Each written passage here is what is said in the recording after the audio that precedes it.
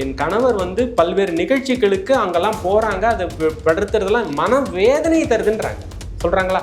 அப்படி சொல்கிற அவங்கக்கிட்ட நீ என்ன சொல்கிற, நான் அதைத்தான் செய்வேன்னா உன்னோட புத்தி 50% திராவிட புத்தின்றது கன்ஃபார்ம் ஆயிடுச்சு.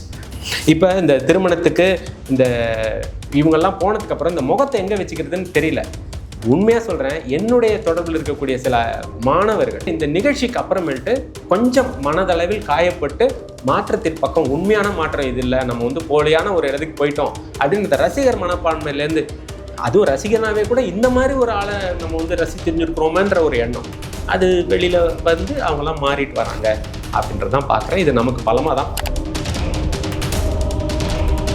ஆமாம், அவர் சீமான் அவர்கள் வந்து எத்தனையோ வாய்ப்புகள் வரும்போதும் அவர் கொண்ட கொள்கையில் தெளிவாக இருக்கார். அது மட்டுமே இல்லை, அவர் எடுத்துகிட்டு போகிற பாதை இருக்குது பார்த்தீங்களா, இந்த மாநாட்டிலே பார்த்தோம்னா ஒழுக்கம்ன்ற பாதை இருக்குது, நேர்மைன்ற பாதை இருக்குது. இது எல்லாமே தமிழருடைய மரபு. அவர்கள் மேலே இருந்த விமர்சனம்னு, அண்ணன் மேலே அவர்கள் இருந்த விமர்சனத்துக்கு அவர் நேரம் சுப்ரீம் கோர்ட்டுக்கு போயிட்டு அந்த விஷயங்களை தடை நீக்கிக்கிட்டு அதை வந்து டிஸ்பியூட் அழகாக செட்டில் பண்ணிட்டு, ஏன்னா இது வந்து வளர்ந்தவர்களுக்கு இடையே இருக்கிறது. நீ தலைவனாக இருக்கிறதுக்கான தகுதின்னு சில தகுதிகள் இருக்குது. அவர் தீர்க்க தரிசனமாக என்ன பண்ணுறாருன்னா, தலைவனுக்கான அழகுன்றது குடும்பத்தோடு இருக்கிறதுன்னு. மக்கள் எல்லாருமே அரசியல் செய்யும்போது அதுதான் என்ன சொல்கிறோம்னா சேவை அரசியல், மக்கள் அரசியல்ன்றோம், தேர்தல் அரசியல் அல்ல. அப்போ அந்த எது அரசியல்ன்ற கேள்விக்கு மாநாட்டிலேயே சொல்கிறாரு, அண்ணியை கூட்டிகிட்டு வராரு, பசங்களை கூட்டாது, குடும்பமாக வராரு, நம்மளையும் குடும்பத்தோட கூப்பிட்றாரு. அப்போ நமக்கான குடும்பம், நம்ம நாடு இது அப்படின்ற ஒரு எண்ணத்தை அவர் கட்டமைக்கிறது தான் சிறந்த கொள்கை. அதுதான் அவரை காப்பாற்றுது. அதுதான் நாம் தமிழருடைய கொள்கையை என்றைக்குமே இருக்கும். இந்த காட்சிகள் தேர்தலில் பிரதிபலிக்கும்னு நான் நினைக்கல. பல பத்திரிகையாளர்கள், பல அரசியல் விமர்சகர்கள், பல ஸ்டாட்டிஸ்டிக்ஸ் எடுக்கிறவங்களாம் இருக்கட்டும், களத்தில் என்ன மாதிரி யதார்த்த மனிதர்கள் 2-3 பேர்கிட்ட கேட்கும்போது நிறைய பேர் சொல்கிற விஷயம், விஜய் வந்துருவாரோ அப்படின்ற அந்த எண்ணம் கேள்வி இருப்பாங்க. அதை இவங்க பாதி கட் பண்ணிட்டு என்ன பண்ணுறாங்கன்னா, விஜய்க்கு ஆதரவுன்னு நினச்சிக்கிறாங்க. விஜய் வந்துருவாருன்ற பயத்தில் தான் அவங்க பேசுகிறாங்க. அதனால தான் நான் ஆரம்பத்துலேருந்தே சொல்கிறேன், அவர் அரசியலில் வருவதற்கு வாய்ப்பில்லை. அவர் அரசியலுக்கு வந்து விட்டால் தமிழ்நாடு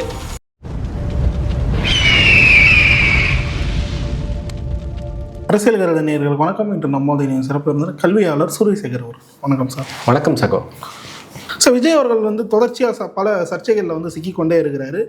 அவர் என்னதான் தவறான விஷயங்களை வந்து கையில் எடுத்தாலும் அவரோட தொண்டர்கள், அதாவது ரசிகர்கள் தொண்டர்கள் வந்து அவரை சப்போர்ட் பண்ணதை வந்து பார்க்க முடியுது. ஆனால் நேற்று ஒரு விஷயம் நடந்தது, ஒரு திருமண நிகழ்ச்சியில் வந்து கலந்து கொண்டது அவர்கள் ரசிகர்களாலே ஏற்றுக்க முடியல. அவருக்கு ஆதரவாக பேசியிருந்த பல பேர் வந்து இப்போ என்ன சொல்கிறாங்கன்னா, இதற்கு சீமானே பரவாயில்ல அப்படின்னு சொல்லிட்டு ஒரு விஷயத்தை வந்து சொல்ல தொடங்கியிருக்காங்க. பல்வேறு தாவேக்காவினர் வந்து இப்போது விஜய் ஆதரிக்கின்ற நிலைப்பாட்டிலேருந்து மாறி இருக்காங்க. எப்படி பார்க்குறீங்க இதை?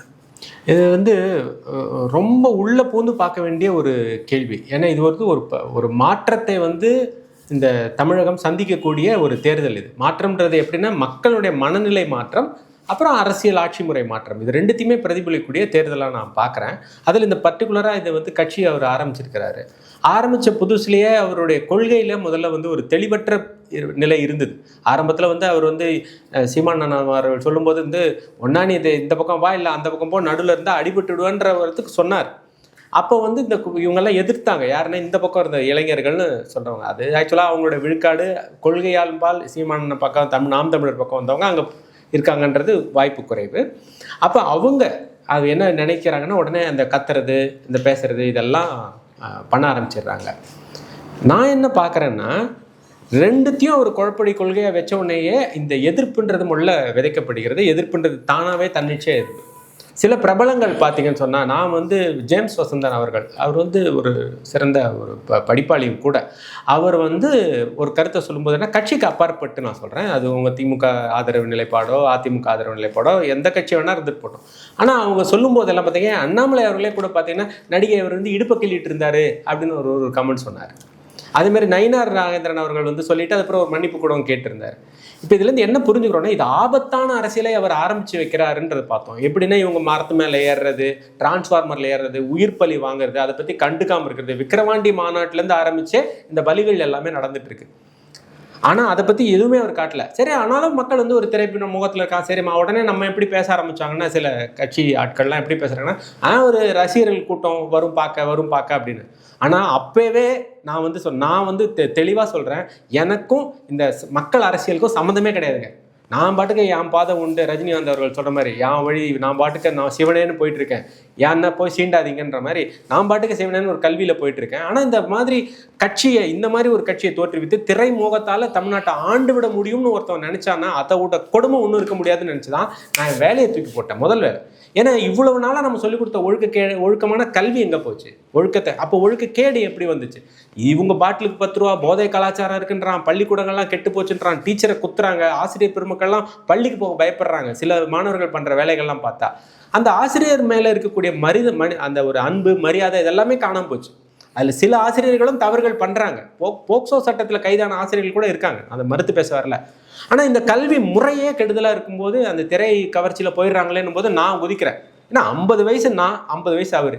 நான் சுயம்புவா தனிச்சா எந்திரிச்சு நின்று நான் படித்தேன், மாணவர்களை உருவாக்கினேன்.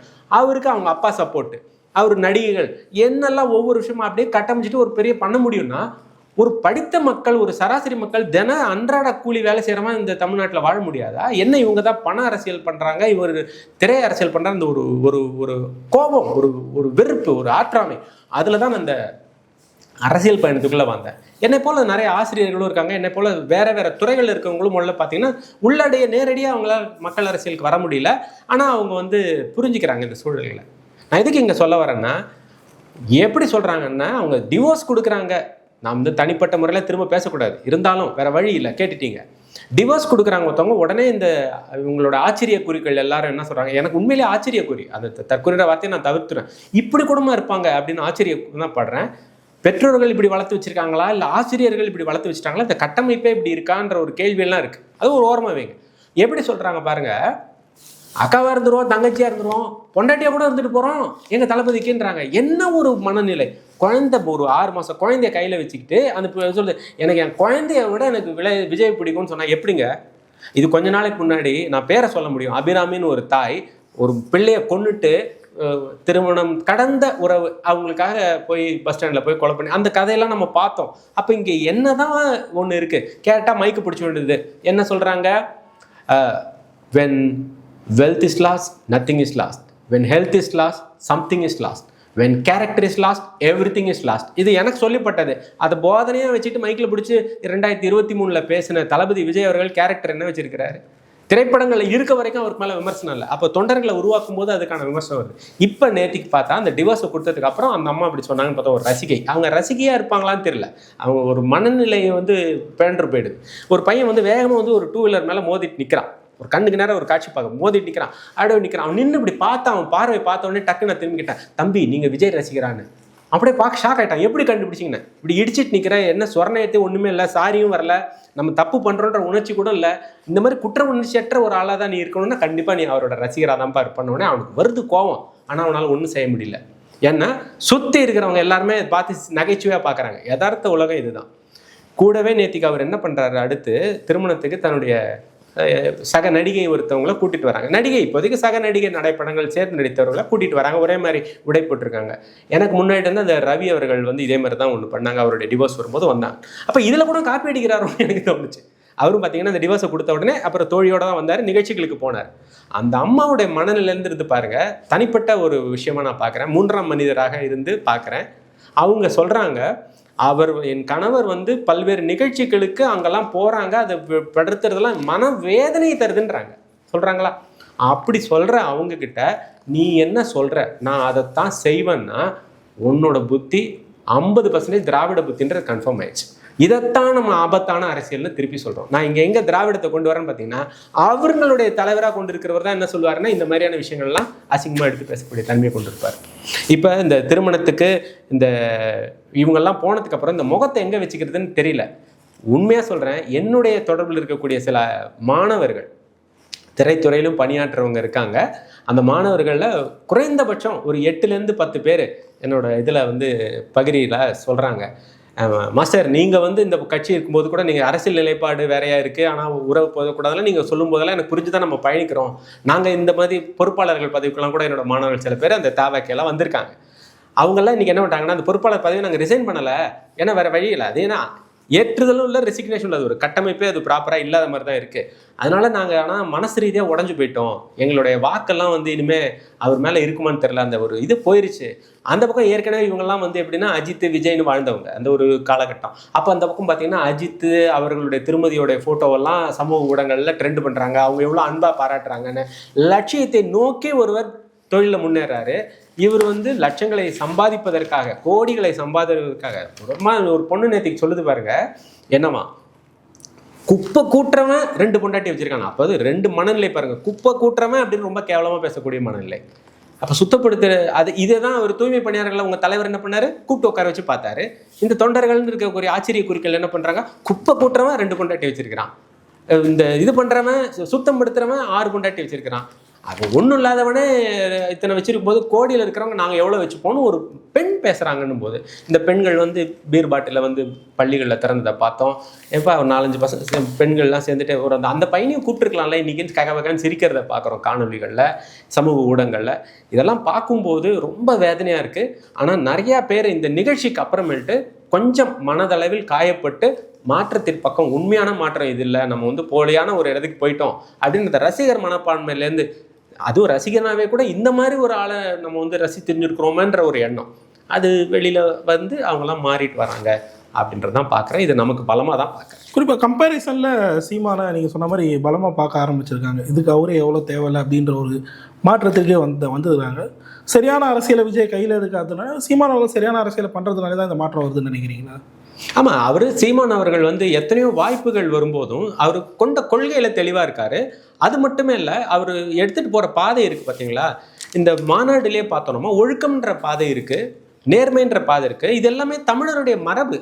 அது மரபணு உள்ளாமல் இருக்குமா, மறைஞ்சு போயிருக்குமா எங்கிறதால அது ஒரு நாள் அந்த ஜெனட்டிக்ஸ் தட்டி எழுப்புன்ற மாதிரி 50,000 ஆண்டுகளுக்கு மேற்பட்ட வரலாறு கொண்ட நம்மளுடைய இனம் அதெல்லாம் ஒன்று சேரும்போது இதெல்லாமே வரும். எப்படின்னா வீரம் இருக்கும், அறம் இருக்கும். இந்த 2த்தையும் தான் அவர் வைக்கிறார். இன்னொன்று பார்த்தீங்கன்னா, நீங்கள் போன கேள்வியில் கேட்கும் போதே சொன்னீங்க, அவர்கள் மேலே இருந்த விமர்சனம்னு, அண்ணன் மேலே அவர்கள் இருந்த விமர்சனத்துக்கு அவர் நேரம் சுப்ரீம் கோர்ட்டுக்கு போயிட்டு அந்த விஷயங்களை நீக்கிக்கிட்டு அதை வந்து டிஸ்பியூட் அழகாக செட்டில் பண்ணிட்டு. ஏன்னா இது வந்து வளர்ந்தவர்களுக்கு இடையே இருக்கிறது. நீ தலைவனாக இருக்கிறதுக்கான தகுதின்னு சில தகுதிகள் இருக்குது. இந்த திராவிடர்களுக்குன்னு சில தகுதிகள் இருக்கும், திராவிட தலைவர்களுக்குன்னு சில தகுதி இருக்கும். அதில் சில பேர் என்ன சொல்லுவாங்கன்னா, கலைஞர் அவர்களுக்கு வந்து 3 திருமதிகள், துணையார் அப்புறம் முன்னாடி ஒருத்தவர் தான் சொல்லுவாங்க. அதில் அதை பற்றி எனக்கு பேசும்போது எனக்கு என்ன, சட்டமே ஒரு காலத்தில் வந்து எப்படி இருந்ததுன்னா, ஜெமினி கணேசன் அவர்கள்லாம் இருக்கும்போது 1950களில் சட்டம் மாற வரைக்கும் 2 தரமும் இருந்தது. பாலிகமி கான்ஸ்டிடியூஷனலாகவே இருந்தது, சட்ட ரீதியாகவே இருந்தது. அதனால அதை பற்றி பேசுறதில்ல. ஆனால் இன்னைக்கு கல்வின்னு பேசுகிறோம், ஒழுக்கம்னு பேசுகிறோம், மற்றவர்களுக்கு உதாரணமாக இருக்கும்னு நம்ம இதுவரைக்கும் பேசிட்டு அதை நம்ம செய்யாமல் இருப்போமோன்னு பார்க்குறோம். ஆனால் இந்த பக்கத்தில் பார்த்தீங்கன்னா, சீமான் அவர்கள் வந்து எங்கே நிகழ்ச்சிக்கு போனாலும் குடும்பத்தை முன்னிறுத்துறாரு. அதாவது நாம் மாநில மாநாடு நடத்தும் போதே அண்ணன் இதெல்லாம் தீர்க்க தரிசியான்னு தெரியல, அவருக்குள்ளே எது இறங்கியிருக்கான்னு தெரியல. நான் விரைவிலேயே வந்து ஒரு புத்தகம் எழுத போகிறேன், அண்ணனை பற்றி ஒரு புத்தகம் எழுத போகிறேன். அது காத்துட்ருக்கேன் ஒரு நல்ல ஒரு நாள் வெளியிட்டதுக்காக. அப்போ அவர் தீர்க்க தரிசனமாக என்ன பண்ணுறாருன்னா, தலைவனுக்கான அழகுன்றது குடும்பத்தோடு இருக்கிறதுன்னு. மக்கள் எல்லாருமே அரசியல் செய்யும்போது அதுதான் என்ன சொல்றோம்னா, சேவை அரசியல், மக்கள் அரசியல்ன்றோம், தேர்தல் அரசியல் அல்ல. அப்போ அந்த எது அரசியல்ன்ற கேள்விக்கு மாநாட்டிலேயே சொல்றாரு, அண்ணியை கூட்டிட்டு வராரு, பசங்களை கூட்டு அந்த குடும்பமா வராரு, நம்மளையும் குடும்பத்தோட கூப்பிடுறாரு. அப்போ நமக்கான குடும்பம், நம்ம நாடு இது அப்படின்ற ஒரு எண்ணத்தை அவர் கட்டமைக்கிறது தான் சிறந்த கொள்கை. அதுதான் அவரை காப்பாத்துது. அதுதான் நாம் தமிழருடைய கொள்கை என்னைக்குமே இருக்கும். இவ்வளோ சர்ச்சைகள் தொடர்ந்து விஜய் சுற்றி வந்துட்டே இருக்கு. தேர்தலில் இது தாக்கத்தை ஏற்படுத்தாதுன்னு சில பேர் முத்துக்குழுவாக ஆரம்பிச்சிருக்காங்க. நீங்கள் எப்படி பார்க்குறீங்க? ஒரு தனி மனித ஒழுக்கம்ன்றது தமிழகத்தில் எதிர்ப்படாத ஒன்று அரசியல்னு வந்ததுக்கப்புறம். இல்லை, அதாவது தேர்தலில் தாக்கத்தை இது ஏற்படுத்துமா ஏற்படுத்தாதா அப்படின்னு கேட்கும்போது, நான் முதல்லேருந்தே நான் சொல்லிட்டு இருக்கேன், விஜய் அவர்களுக்கு வந்து கூடுகிற கூட்டம் எல்லாம் அவர் ஒரு நடிகர் பார்க்கலாம், அவருக்கு எப்படி இருக்கிறாங்க, அவர் தொட்டு பார்த்தா அவர் கண் எப்படி இருக்கும், அவர் மூக்கு எப்படி இருக்கும் அப்படின்னு அந்த ஒரு தன்மை இருக்கும். இது வந்து இயல்பானது. இது வந்து பெரிய உச்ச நடிகர்களை, ஒரு மாலுக்கு போய் நீங்கள் சின்ன திரை நடிகர்களை பார்த்தீங்கன்னா கூட அவங்கள சுற்றி ஒரு கூட்டம் ஒன்று இருக்க தான் இருக்கும். ஏன் இப்போ சமீபத்தில் ஒரு ஒரு பல்கலைக்கழகத்தில் நடிகர் ஜீவா போயிருக்கிறாரு அப்படின்னா அதை ஒரு சுற்றி உடனே கூட்டம் இருக்கும், ஒரு பெண்கள் கூட்டம் இருக்கும், அது ஒரு ஆர்ப்பரிப்பு இருக்கும். அதுவும் இவர் வந்து வேனில் போயிட்டு திறந்து ஷோ காமிச்சிட்டு திரும்ப வராரு அப்படின்னு சொல்லும்போது, ஏன்னா ரோட் ஷோ காட்ட முடியாது, அதனால வேன்லேயே அவர் காமிக்கிறாரு, மேலே எந்திரிச்சு நின்று எல்லாரும் பார்க்குறாங்க. அதுக்கப்புறம் திரும்ப வந்துடுறாங்க, அவங்க வந்து அந்த கடத்துறாங்க விஷயத்தை, ஆய்வு டிவிக்கேன்னு. அதுக்கப்புறம் மக்களாக ஓடுறாங்க. இந்த மாதிரி ஒரு காட்சிகள் மட்டும்தான் பார்த்துட்டு இருக்கு.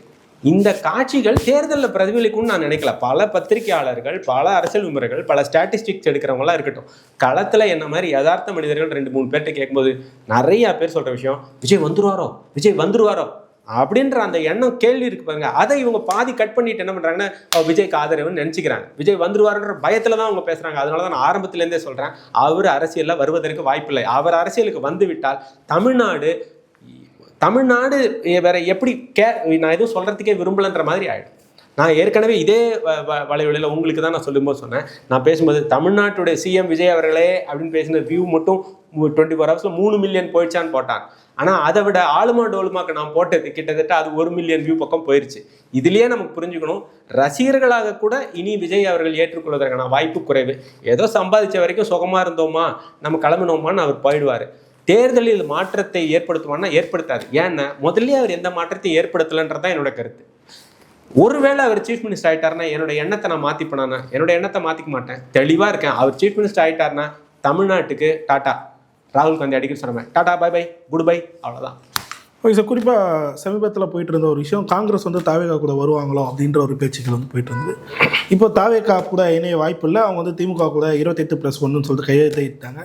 இப்போ தாவேகா தனித்து விடப்பட்டிருக்கு. எப்படி பார்க்குறீங்க இந்த விதயத்தை? அது முதல்ல நம்ம ஒரு வாட்டி பதிவு பண்ணியிருக்கோம், உங்களுக்கு ஞாபகம் இருக்கும்னு நினைக்கிறேன். 99.99% இவங்க பேர வலிமைக்காக மட்டும்தான் இவங்க வந்து இருப்பாங்களே தவிர திமுகவோடு தான் காங்கிரஸ் போவார்கள். நான் ஏற்கனவே சொல்லியிருக்கேன். அது திரும்ப மீண்டும் ஒரு முறை என்ன பண்ணப்பட்டிருக்குன்னா உறுதிப்படுத்தப்பட்டிருக்கு. ஏன்னா போக்கிடம் யாருமே எதுக்குமே இல்லை. இவங்களுக்குள்ள ஒன்று தான். இப்போ இவர் திரு முத்துவேல் கருணாநிதி ஸ்டாலின் அவர்களுக்கு ஒரே ஒரு வாய்ப்பு மட்டும்தான் இருக்குது இந்த வாட்டி. ஏன்னா ஏற்கனவே எல்லாத்தையும் சுருட்டியாச்சு. மிச்சம் ஒரு 5 லட்சம் கோடியை வந்து இந்த 5 ஆண்டுகளில் கடன் வாங்கியிருக்கிறாங்க. வட்டி கட்டுறதுக்கே நம்மளால முடியல. மிச்சம் இருக்கிறது என்ன அதெல்லாம் எப்படி நம்ம ரெடி பண்ணிக்க முடியும்? அதுக்கான திட்டங்கள் என்னங்க? இன்பன் உதயநிதின்னு நினைக்கிறேன், இன்பன் உதயநிதி அவர்களுடைய ஒரு படைப்புல 2 பெரும் ஆளுமைகளை நீங்க ஒன்று சேர்த்து ஒரு படம் எடுக்கிறீங்கன்னா அதற்கான முதலீடு எப்படி வந்தது? அப்பா கிட்ட இருந்தா, தாத்தா கிட்ட இருந்து வந்ததா? தவறொன்னும் கிடையாது. சின்ன பையன் ஒரு ஆண்டர்பிரினரா இருக்காரு, கம்பெனி டெவலப் பண்றாருன்னு.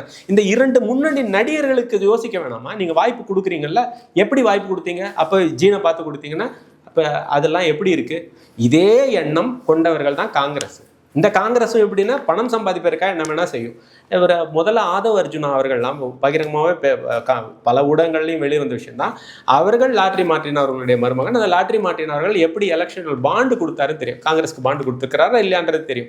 அவர் எங்கெங்க லாட்ரியில் எப்படிலாம் சம்பாதிச்சார். லாட்ரியில் சம்பாதிச்சோன்னா மக்களுக்கு எல்லாருக்கும் என்ன புரிகிறது அப்படின்னா, லாட்ரி என்னவோ ஒரு நல்ல தொழில் போலும், அதில் சம்பாதித்தது போலும். அதுலேயும் டூப்ளிகேட். இரண்டாவது, அதாவது முதல்ல ஒரு பேப்பரை அச்சிட்டு பண்ணுற வியாபாரம் ஒன்று, அதில் டூப்ளிகேட் ஒன்று. புரிந்தவர்களுக்கு அது தெரியும். அந்த பணம் உங்களுக்கு வந்திருக்குது, அது பரம்பரையாக வந்திருக்குது. இது எல்லாமே பாரம்பரியம் மிக்க 2 கட்சிகள். எப்படி பாரம்பரியம் மிக்க 2 கட்சிகள்? ஒன்று நேரு பரம்பரை, இன்னொன்று இவர் கருணாநிதி அவர்கள் பரம்பரை. அப்போ இந்த 2 பரம்பரையும் தான் வந்து ஒன்று சேர்ந்துப்பாங்க எப்பயுமே நமக்கு தெரியும். இதில் இன்னொரு பரம்பரையாக இவங்க வந்து சேர்ந்துட்டாங்கன்றது ரொம்ப வேதனைக்குரியதாக இருக்குது. இது புது பரம்பரையை ஒன்று உருவாக்குகிறது. அது எப்படின்னா தொழில் முனைவோர் பரம்பரை. இந்த அதானி, மோடியின் நண்பர்கள், அமித்ஷாவின் நண்பர்கள், இவங்க எல்லாருமே களத்துக்குள்ளே இதை வச்சுக்கிறாங்க. விஜயை ஓரங்கட்டணும் அப்படின்றதுல இந்த ஒரு மாற்று கருத்தும் கிடையாது. இவர்களுக்குள்ளாகவே இந்த 3 பேருக்குள்ளேயே இந்த கேமை வச்சுக்கணுன்றதுல தான் அவங்க முன்னிட்டு பார்த்துட்டு இருக்காங்க. இதில் காங்கிரஸும் பாஜகவும் வேறு அல்ல. நீங்க காங்கிரஸோட திமுக கூட்டணி வைக்கிறதுனாலும் அதே கொள்கை தான், பாஜகவோட கூட்டணி வைக்கிறதுனாலும் அதே கொள்கை தான். டிவிகே வந்து காங்கிரஸுக்கு நான் கொடைப்பிடிக்க தயார்னு எதிர்பார்த்தேன்னு சொன்னாங்களா, உங்களுக்கும் அதே கொள்கை தான், பாஜகவுக்கும் அதே கொள்கை தான். நீங்கள் யாரோட கூட்டணி வச்சாலும் ஒன்றுத்துக்கும் தம்பிக்கு பிரயோஜனம் இல்லைன்றது தான் உண்மையாக இருக்குது. குறிப்பாக சார், இப்போது காங்கிரஸ் வந்து திமுக கூட போயிட்டாங்கனாலும் அந்த நிர்வாகிகள் மத்தியில் இருக்க அந்த பாண்ட் எந்த அளவுக்கு இருக்குன்னு தெரியாது. ஏன்னா காங்கிரஸ் வந்து இவ்வளோ பேரம் வச்சிருக்காங்க. ஸோ திமுககாரங்க அவங்க காங்கிரஸ் நிற்கக்கூடிய தொகுதிகளில் எஃபிஷியண்ட்டாக ஒர்க் பண்ணுவாங்களா அப்படின்ற ஒரு கேள்வி இருக்குது. ஸோ அந்த இடங்கள்லாம் காங்கிரஸ் நிற்கக்கூடிய தொகுதிகளில் நாம் தமிழர் போன்ற கட்சிகளுக்கு ஒரு எட்ஜ் இருக்குன்னு சொல்லப்படுது. எப்படி பார்க்குறீங்க? இல்லை, இந்த இடத்துல முக்கியமான ஒரு கேள்வியை நீங்கள் தொட்டுட்டீங்க. காரைக்குடியில் அண்ணன் சீமான் அவர்கள் நிற்கிறாரு. காரைக்குடியில் அண்ணன் சீமான் வெல்வதற்கான அனைத்து சாத்தியக்கூறுகளும் இருக்குது. ஏன்னா ஒன்று, அது படித்தவர்கள் நிறையா இருக்கக்கூடிய மாவட்டம். இந்த அதாவது ஒரு யூனிவர்சிட்டியை உருவாக்கினவர் அவர் வந்து இருக்கிறாரு. திரைப்படத்தில் ஒரு ஆளுமையை செலுத்தின ஏவிஎம் ஐயா அவர்கள் பிறந்த ஊர், கண்ணதாசன் அவர்கள் பிறந்த ஊர், இங்கே படிப்பாளர்கள் இருக்காங்க, அவங்க வங்கியை திறந்து வச்சாங்க இல்லைங்களா, அந்த அவரும் பிறந்த ஊர் தான். அப்போ இவங்க ஒரு ஜாதிக்காக வங்கி திறந்தாங்களா, ஒரு இனத்துக்காக சினிமாங்களா? அப்போ உலக மக்களுக்காக. அது மாதிரி காரைக்குடி உணவு வந்து செட்டிநாடு உணவகம் வந்து ஊரறிந்த ஒரு விஷயம், உலகறிந்த ஒரு விஷயம். அந்த பாரம்பரியம் அனைவருக்கும் பகுத்துண்டு வாழக்கூடியவர்கள், அந்த உணவுகளாக பரிமாறக்கூடியவர்கள். அங்கே சிவகங்கை அந்த பாராளுமன்ற தொகுதிக்கு கீழே வருது. அந்த பகுதியில் கார்த்திக் சிதம்பரம் அவர்கள் இருக்கார். அவர் 10 நாள் முன்னே ஒரு கான்க்ளேவில் என்ன பேசினாரு, நான் காங்கிரஸ்க்கு ஆதரவாக எந்த பேச்சும் பேச மாட்டேன், நான் போய் பண்ணுவேன். அப்பயே அந்த தொண்டர்கள்ட்ட ஜெல் இல்லை. அதே மாதிரி காரைக்குடியினுடைய மேயர், திமுக மேயர், முதல் முறையாக அவங்க வந்து நகராட்சியை உருவாக்கிட்டு, மாநகராட்சியை உருவாக்கிட்டு மேயரை உருவாக்கியிருந்தாங்க. அந்த மேயர் அவளுக்கு கீழே இருக்கக்கூடியவர்கள்ட்டையும் அந்த ஒத்துமை இல்லாதனால ஆகஸ்ட் 2025 என்ன பண்ணாங்கன்னா நோ கான்ஃபிடன்ஸ் மோஷன், நம்பிக்கையில்லா தீர்மானம் கொண்டு வந்தாங்க. அந்த கொண்டு வந்ததை அவர் தள்ளி வைக்க பார்த்தாரு. அப்புறம் மதுரை கோர்ட்டுக்கு போய் அந்த கேஸை வாங்கிட்டு வந்து அப்போ திமுக ஆட்கள் எல்லாம், அந்த கவுன்சிலர்லாம் வரவிடாமல் செஞ்சு 10 பேரை வச்சு நம்பிக்கையில்லா தீர்மானத்தை தோக்கடிச்சாங்க. அப்போ அவங்களுக்குள்ளேயே பார்த்தீங்கன்னா பவர் பாலிடிக்ஸ் இருக்கு. அப்போ டிஎம்கேக்குள்ளேயே பிரிவு, டிஎம்கே காங்கிரஸ்குள்ள ஜெல்லாகலை. அந்த பாராளுமன்றம், இதை உள்ளிட்ட பாராளுமன்ற தொகுதியில் இருக்கக்கூடிய அந்த எம்பிக்கும் இந்த இதில் பெரிய ஆர்வமோ நாட்டமோ இல்லை. ஏதோ மேல் லெவலில் நமக்கு அது வந்துருச்சு அப்படின்ற மாதிரி இருக்கும்போது பாஜகன்னு ஒன்று அழுத்தது. அங்கே ஹெச் ராஜா அவர்கள் இருந்தாங்க. அங்கேயும் பார்த்தீங்கன்னு சொன்னால் அங்கேயும் அவரோட ஒட்டுமை இல்லை. ஏன் இல்லை அப்படின்னா அண்ணாமலை அவர்கள் போட்ட ட்விஸ்ட்டு. அவர் டிஎம்கேக்கு எதிராக பேசினதும் இருக்கட்டும், அதே மாதிரி ஏடிஎம்கேவுக்கு எதிராக அவர் பேசினது இருக்கட்டும், அங்கே பாஜகவுக்கும் அதிமுகவுக்கும் ஜெல் இல்லை, திமுகவுக்கும் காங்கிரஸுக்கும் ஜெல் இல்லை. இது போல எங்கெங்கெல்லாம் காங்கிரஸும் திமுகவும் பயணிக்கக்கூடிய இடங்கள் இருக்கோ, குறிப்பாக தென் மாநிலங்களில் பார்த்தீங்கன்னா நாம் தமிழருக்கான வெற்றி வாய்ப்பு இருக்கிறது அப்படின்னு தான் நான் பார்க்குறேன். அவங்க முதலிடத்துக்கு தான் வந்துருவாங்கன்னு அறுதிட்டு சொல்லிட முடியாது, ஆனால் கொடுப்பாங்க பாருங்க டஃப் ஒரு ரவுண்டு. குறிப்பாக சார், இப்போது திமுகவுக்கு சிக்கல் அளிக்கக்கூடிய பாஜக ஆதரவாளர் இருந்தது வந்து அண்ணாமலை அவர்கள். அதை வந்து ஆளுநர் ஆர்.என். ரவி அவர்கள். இப்போது அண்ணாமலை அவர்களும் மாற்றப்பட்டிருக்காரு, ஆர்.என். ரவி அவர்களும் மாற்றப்பட்டிருக்காரு. எப்படி எடுத்துக்கிறது இது? அதாவது முதல்லயே நம்ம சொன்னது தான், பலமுறை அழுத்த திருத்தமாக நான் சொல்கிறேன். வலை விரிக்கிறேன் வலியம்மா, நான் விரிக்கும் வலையில் சீக்கிரம் வந்து சிக்கிக்கமான்னு பலமுறை வலை விரித்து பார்த்தார்கள் அண்ணன் சீமான் அவர்களுக்கு. இந்த பாஜக உள்ள வந்துருங்க அப்படின்னு நமது சாட்டை துரைமுன்னர் அவர்கள் அவரோட காணொலியிலே சொல்லியிருக்காரு. பகவானியா ஆர்த்திகா நீ அன்ட்டே பேசினாருன்னு அவரே சொல்லியிருக்காரு. அப்போ இந்த அளவுக்கு வெளிப்படையான ஒரு விஷயம் அது நடந்திருக்குது. அதில் டிஎம்கேவுக்கு எதிராக, திமுகவுக்கு எதிராக, அம்மையார் ஜெயலலிதாவுக்கு எதிராகவும் உண்மையை உறக்க பேசியவர் அண்ணாமலை. அவர் இந்த பக்கம் வந்துட்டாருன்னா கஷ்டம். அதே சமயம் அவர் மோடியின் பால் இருக்கப்படுறார். இந்த குழப்பத்துக்கு நேரில் அவர் எப்படியாவது நம்ம பெசிஃபை பண்ணி இருக்காரு, ஆனால் இல்லை. ஒரு விஷயம் இருக்கு, எஸ்.ஏ. சூர்யா ஒரு படத்தில் சொல்லுவாங்க, இருக்கு ஆனால் இல்லை, இருக்கு ஆனால் இல்லை, இருக்கிறதே வேற மாதிரியா இருக்கும் வரல. அந்த மாதிரி அண்ணாமலையை எடுத்துட்டாங்க. இப்போ ஆர்.என். ரவி அவர்களை எடுத்ததோட நோக்கம் என்ன அப்படின்னு நான் பார்க்குறேன் அப்படின்னா, ஆர்.என். ரவி அவர்களால் இனிமேல் எந்த பயனும் இல்லை. அவர்கள் கொடுக்கப்பட்ட அனைத்து வாய்ப்புகளிலும் அவர் சிறப்பாக செய்து முடித்து விட்டார். என்ன செய்து முடித்து விட்டார்? மக்களை திசை திருப்பும் முயற்சியில் சக்சஸ்ஃபுல்லாக இருந்துட்டார். ஒரு பிரச்சனை வரும்போது திராவிட மாடல் அரசு ஒன்று தான் கையில் எடுக்கும் எப்பயுமே. அந்த இதுக்கு இவங்க இந்த சட்டமன்ற பிரச்சனைகள் வரும்போது இவரோட உரை வரும், ஒன்று பேச்சு. இவர் வந்து ஒரு இது கொடுக்குறாரு, அவார்டு கொடுப்பாரு, அந்த பொண்ணு வாங்காது, அது ஒரு டிஎம்கே ஆளாக இருக்கும், அது ஒரு பேச்சு. ஆனால் அந்த நேரத்தில் பார்த்தீங்கன்னா வேற ஒரு மக்கள் போராட்டம் ஒன்று இருக்கும். தனி ஒரு படத்தில் சொல்லியிருப்பாரு அந்த இயக்குனர், ரொம்ப அற்புதமாக. அந்த திரைப்பட இயக்குனர்கள்லாம் பாராட்டணும். நடிகர்கள் வந்து விட்டாலும் அந்த இயக்குனர்கள்லாம் அந்த உண்மையை புரிஞ்சு வச்சுருப்பாங்க. அண்ணன் சீமானவர்கள் வந்து தம்பி படத்தில் கூட சொல்லியிருப்பாரு, ஜக்கம்மா பாட்டு. அந்த பாட்டு தான் இன்றைக்கி வந்து 1 கோடி பார்வைகளை தாண்டி சிறப்பாக போயிட்டு இருக்குது ஜக்கம்மா பாட்டு. திருப்பி என்ன சொல்கிறேன்னா, இவர்கள் பாஜகவினர் இப்போ திமுகவை ஆதரிக்கும் நிலைமையில் தான் இருக்கிறார்கள். இது ஒரு மாற்று கட்சியே கிடையாது. ஓபிஎஸ் எங்கெங்க இருந்தாரு? பாஜகவில் முழுக்க இருந்தாரு. செங்கோட்டையன் எங்க இருந்தாரு? பாஜகவில் இருந்தாரு. கிட்டத்தட்ட இல்லைன்னு சொல்ல முடியாது, அவங்க 2 பேருமே மறுக்க முடியாது. ஜேசிடி பிரபாகரன் அவர்கள் ஓபிஎஸோட இருந்தார். இப்போ எங்க போயிட்டாரு? செங்கோட்டையனோட போயிட்டார். இப்போ இவங்க எல்லாருமே எங்கிருந்து பாடம் பயின்று வந்தார்கள்? எந்த பள்ளிக்கூடத்தில் பாடம் பயின்றார்கள்? டேடியின் பள்ளிக்கூடத்தில் படித்தவர்கள், மம்மியின் பாடத்தில் பயின்றவர்கள் அல்ல, டேடியின் பாடத்தில். அப்போ டேடியும் மம்மியும் இன்னைக்கு வீட்டில் இல்லை, தடப்போட யாரும் இல்லைன்னு ஒரு கட்சி. அப்போ அந்த கட்சியில் இவங்க எல்லாருமே ஒன்று சேர்ந்து வச்சுட்டா இது நமக்கு என்ன சொல்றதுன்னு தெரியல. அப்படிதான் நான் பார்க்குறேன். இதை மக்கள் யோசிப்பார்கள், மாற்றத்தை தருவார்கள். சார், பல்லவர்கள் தெளிவாக நன்றி.